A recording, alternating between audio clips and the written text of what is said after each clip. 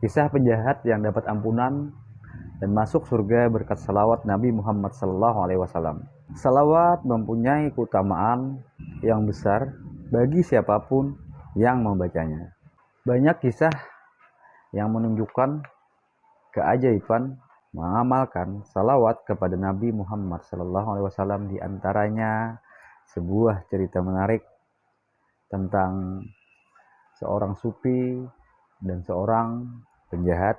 Dalam kisah ini, sang sufi menuturkan pengalaman kehidupnya tentang keajaiban salawat. Seperti diceritakan dalam buku Hikayat Keajaiban Istighfar dan Salawat Nabi Muhammad SAW, karya Fuad Abdurrahman. Dulu ada seorang penjahat yang menjalani kehidupannya dengan perbuatan maksiat. Kemudian ada seorang sufi yang berusaha untuk menasehatinya dan menganjurkannya untuk segera bertobat kepada Allah Subhanahu wa Ta'ala. Namun tak disangka oleh sang sufi, penjahat itu tidak menggubris nasihat sang sufi. Bahkan penjahat itu bersumpah akan terus melakukan atau melaksanakan maksiat sampai ajal menjemput sang sufi pun.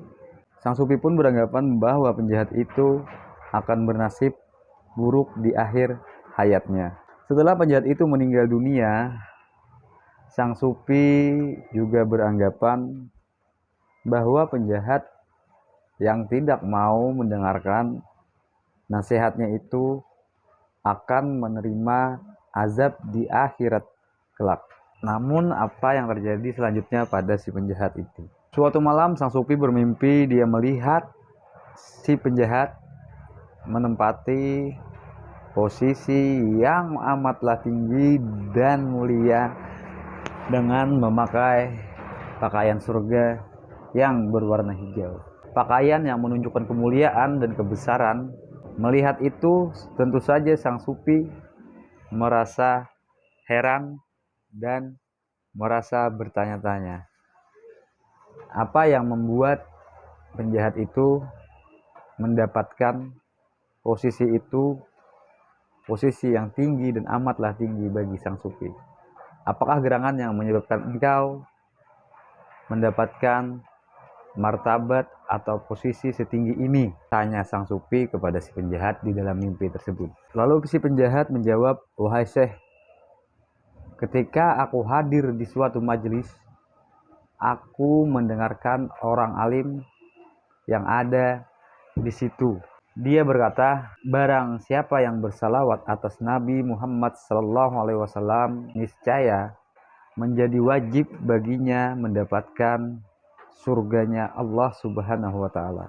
Selanjutnya orang alim itu mengangkat suaranya demi membacakan salawat atas Nabi Muhammad SAW. Dan aku pun ikut beserta orang-orang yang ada di majelis tersebut. Orang-orang yang hadir di sekitarnya mengangkat suara untuk melantunkan salawat. Maka pada saat itulah kami semua diampuni dan dirahmati oleh Allah Subhanahu wa Ta'ala yang Maha Pemurah, Maha Pengasih, lagi Maha Penyayang.